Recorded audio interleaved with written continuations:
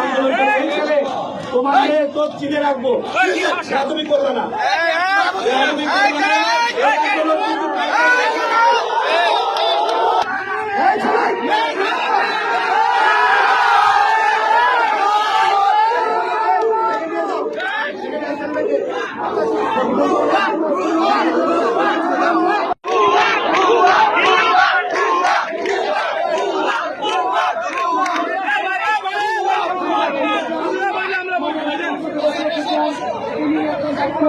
মানুষ আমরা এই আন্দোলন মুক্তি আন্দোলন আমরা চাই আইনের মাধ্যমে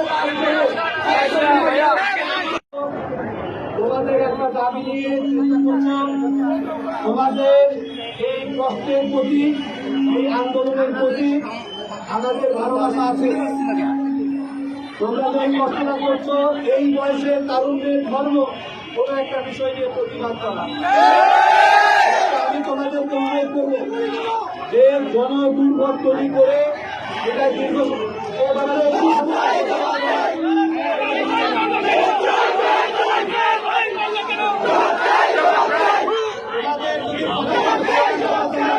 না।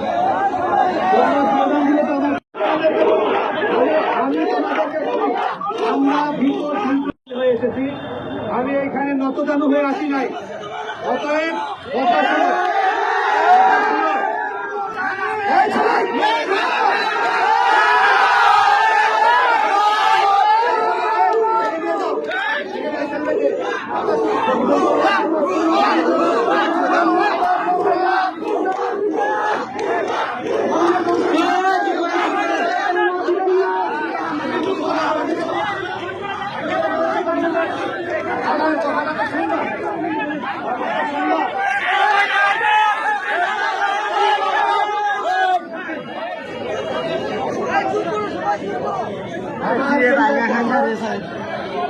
তোমরা যদি যেমন করে আন্তর্জাতিক সম্প্রদায় মানবাধিকারকে দেখে এক চোখে, আন্তর্জাতিক সম্প্রদায় যখন এই যে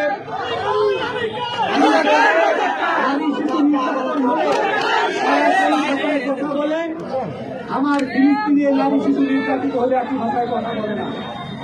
এই যে আন্তর্জাতিক সম্প্রদায়ের পক্ষপাতিত্ব, একইভাবে তোমরাও যদি আন্তর্জাতিক সম্প্রদায়ের মতো ভাষা বলতে থাকো তাহলে তোমরা আমাদের সন্তান। এই আন্দোলনটা যে প্রেক্ষাপট, এই প্রেক্ষাপটটা হচ্ছে তোমরা 2011 করেছিল। এই আন্দোলনের প্রেক্ষিতে সরকার কোটা বাতিল করেছে। সরকার যে কোটা বাতিল করেছে সেই কোটার বিষয়ে পরবর্তীতে সম্প্রতিকালে মুক্তিযোদ্ধার সন্তানেরা তারা কোর্টে গিয়ে আদালতে গিয়ে সেই আদালতের রায় হয়েছে। সেই আদালতের রায়ে বলা হয়েছে 30% কোটা যে বহাল রেখেছে, তোমরা তার বিরুদ্ধে যেমন করে প্রতিবাদ করছো। তোমরা কি জানো এই রায়ের বিরুদ্ধে সরকার আপিল করেছে? সরকারও বলেছে এই রায়টা সরকারের কাছে গ্রহণযোগ্য নয়। এবং তোমাদের আন্দোলনে 2 জন নেতা ঢাকা বিশ্ববিদ্যালয়ের শিক্ষার্থী তারা আদালতে যে অ্যাডেড পার্টি হয়েছে, এই যে বিচারাধীন একটা বিষয়, সেই বিচারাধীন বিষয়ে আমাদের কথা ছিল যে তোমাদের ধৈর্য ধরে কোর্ট একটা ডিসিশন নিয়েছে। যখন সরকার আপিল করেছে এবং তোমাদের পক্ষ থেকে তোমরা যখন আপিল করে আবেদন করেছ, তার প্রেক্ষিতে আদালত সিদ্ধান্ত দিয়েছে 7ই আগস্ট পর্যন্ত স্থগিত। তার মানে হচ্ছে এখন বাংলাদেশে কোনো কোটা বহাল নেই, বাংলাদেশে কোনো কোটা বহাল নেই। তোমার আবেগ আসতে পর্যন্ত কালকে পরে তোমাকে পাওয়া যাবে না রে বাবা, আমি জানি। মনে করো না যে সেখানে সরকার কালকেই চলে যাবে, এটা মনে করো না। আগামীকালকে পরে আমি বলি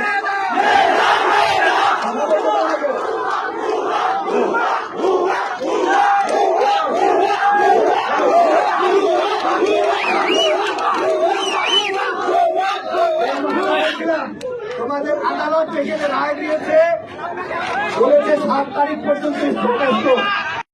মাঝখানে যেই ঘটনাটা ঘটলো সেটা দুর্ভাগ্যজনক। তোমাদের সতীর্থ, তোমাদের আন্দোলনের সাথী নিহত হয়েছে, এই কারণে তোমরা সংযুক্ত হবে।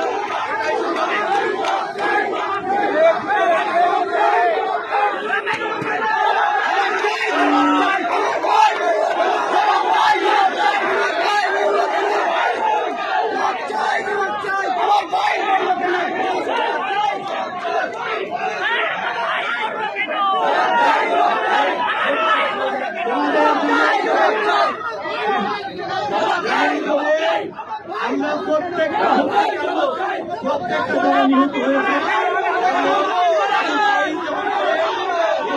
সেটাও দুর্ভাগ্য। মনে রাখতে হবে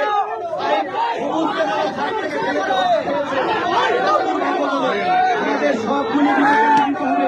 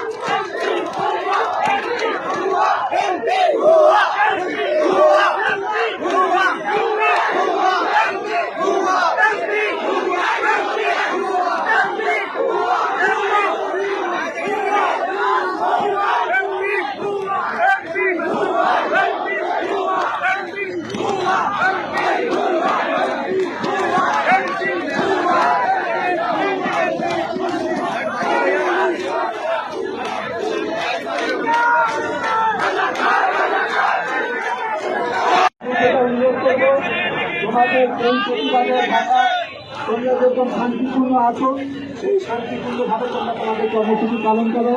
এখানে আইন শৃঙ্খলা বাহিনী কেউ তোমাদের বাধা দেবে না। আমি তোমাদের এইটুকু গ্যারান্টি দিতে চাই, তোমাদের এখানে আসবার উদ্দেশ্য একটাই, তোমরা আমাদের সন্তান। আমি এইটুকু আহ্বান রেখেছিলাম যে তোমাদের সাথে কথা বলতে চাই এবং তোমাদের যেই কথা, তোমাদের এই আবেগের ভাষা, সেই জিনিসটা আমরা ধারণ করতে চাই। আমরা ছাত্র আন্দোলন করে এই করে তোমাদের তো চিনে রাখবো, তুমি করবে না।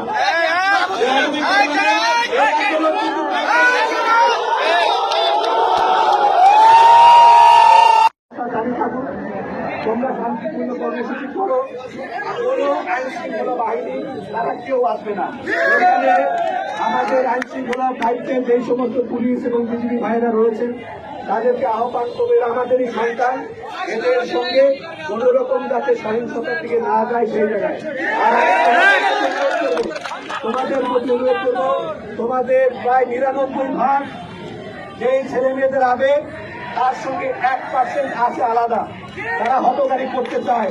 তোমরা চোখ কান খোলা রাখবা, আন্দোলনে অন্য তারাও যাতে রাজনৈতিক ফায়দা নিতে না পারে।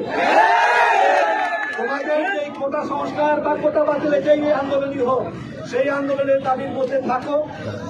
তোমাদের অভিভাবক হিসেবে আমাদের সেইটা নিয়ে বিতর্ক নেই, মধ্যে থাকো। কিন্তু এইখানে কিছু অনুপ্রবেশকারী যারা নাশকতা করতে চায়, আইন শৃঙ্খলা বাহিনী তাদের ব্যাপারে সতর্কতা থাকবে। কোন রকম সহিংসতা না করো, তোমাদের প্রতিবাদ যেভাবে জানাতে চাও, যতক্ষণ জানাতে চাও তোমরা করতে পারবে, সেটা নিয়ে সংশয় নয়। কিন্তু তোমরা যেটা তোমাদের প্রতি আমার অনুরোধ থাকবে যে এইখানে রাস্তাটা যাতে যান চলাচল করতে পারে, তোমাদের একটা নির্দিষ্ট সময়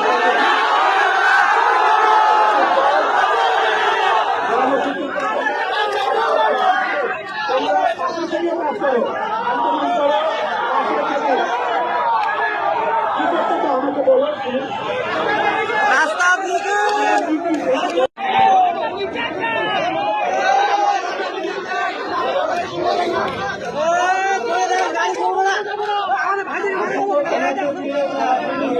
আমি বলতে চাই, ওনাদের এই আবেগ অনুভূতি বুঝেই আদালত যথাযথ রায়টা দেবে। আমরাও বিশ্বাস করি তোমাদের যে চাওয়া, সেই চাওয়া তোমরা লক্ষ্য পূরণের খুব কাছাকাছি আছো। খালি মাত্র কয়েকটা সময়ের দিন, কারণ আদালতের যে তারিখ নির্ধারিত হয়েছে সেই নির্ধারিত সময়ের মধ্যে তোমরা ন্যায় বিচার পাবা, এই বিষয়ে সন্দেহ নেই। এই জন্য আমি বলছি, তোমরা আমাদেরকে বলেছ আমরা যাতে সংসদে কথা বলি, যে সেই সংসদ চালু হওয়া পর্যন্ত তো সময় দিবে আমাদের।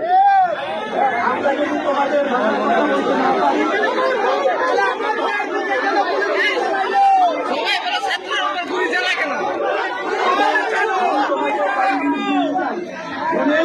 তোমাদের সর্বোচ্চ কর্তৃপক্ষের কাছে এই রাস্তা নির্দেশে পৌঁছে দেওয়া যায়, সেই ব্যাপারে আমি প্রতিশ্রুতি দিচ্ছি।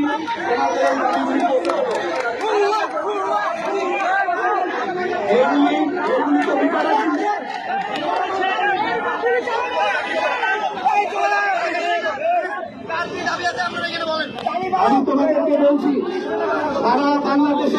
সারা বাংলাদেশের দায়িত্ব তো আমি পঞ্চগড় থেকে নিতে পারবো না।